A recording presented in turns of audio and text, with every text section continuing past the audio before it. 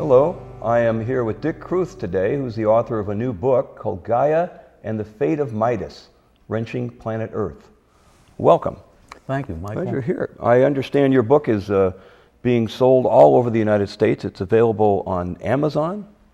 And Barnes & Noble. And Barnes & Noble also. Well, I noticed that the word Gaia is in your title. Could you explain what Gaia means? Mm-hmm. Well, Gaia was a belief system. She was a goddess in ancient Greece, and she was the source of all life. From death came life. That the material base for all existence was the cycling of matter and living matter. So Gaia, for us, is Mother Earth. So how is that relevant in today's world? Well, we live in a world that is animated. It's really quite alive, and it is something not of our making, but of evolution. It's something that has to do with the way in which we now, being the dominant species, are actually undermining the cycling of matter, the cycling of the material of Mother Earth. So in our process of doing that, have we reached a tipping point, do you think? Well, I don't know if it's tipping point as much as the fact that, in the step of industrializing, in the step of using fossil fuels, we're emitting gases to the atmosphere that are thickening the blanket around the planet.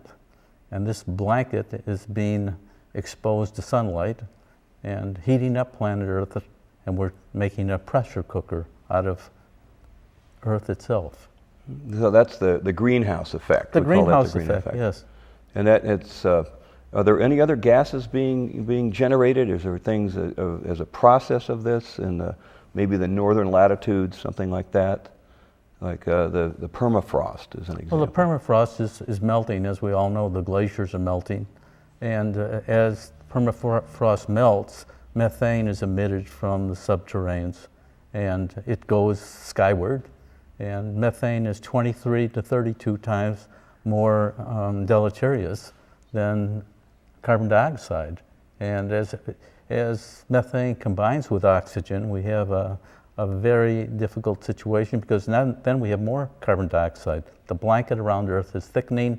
The temperatures, as we all know, on Earth are rising. And we, as the dominant species in our time, can only live within a particular range.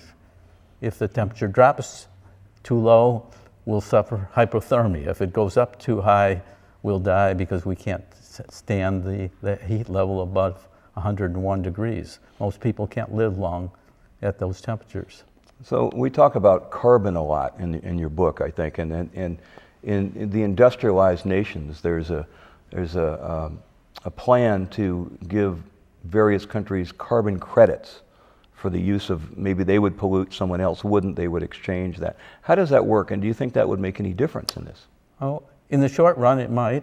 For those countries or companies that have a great deal of money, they can pay so that they can emit the deleterious gases to the atmosphere and pay off somebody, in effect, that will try to turn their industries, their mining, their expeditions into green-oriented energy. So it doesn't really work. Somebody is paying off somebody else, and who do you think is going to have the money to pay off the most to those countries that have the least? It just seems that a lot of the countries that have the least, like natural resources, well, they have the natural resources, but in exchange they get the finished goods, and it seems like an imbalance in a way as far as these transfers of wealth is concerned, like you said. Mm-hmm. And those are the countries that would be adversely affected? Yes, they might be adversely affected, and then we have, on the scheduling, China, India, that will be the dominant powers in this century at some time, and they're not going along with the carbon credit system. They're pushing to industrialize as rapidly as possible, their rationale being the United States, all of Europe, Japan industrialized long ago, and they have the right to do so, using fossil fuels, extending their transportation system, using automobiles that largely will consume some aspects of fossil fuel. carbon-oriented transportation is a long time coming. And my fear is that it won't come soon enough before we've heated the atmosphere to such a degree that all species will be moving to higher elevations and moving towards the polar regions, whatever's left of them. And we've seen, migratory patterns of birds change. Yeah. And in the San Francisco Bay Area, we've seen things like on the coast of California, the salmon run is an example, a species of fish that has been depleted to the extent that there are no fishing activities allowed.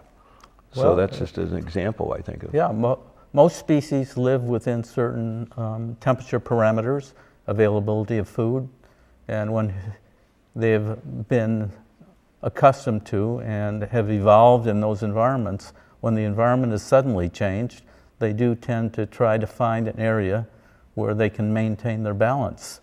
What's called fitness, that is reproductive fitness, fails when animals, including humans, can't move when temperatures change. Wow. So the outlook is kind of grim. It's kind of grim, but it's explained in great detail, and it's a wonderful book. It's Gaia and the Fate of Midas. And we recommend everyone to read this book and explore the concepts that it presents. Thank you very much. Thank you, Michael.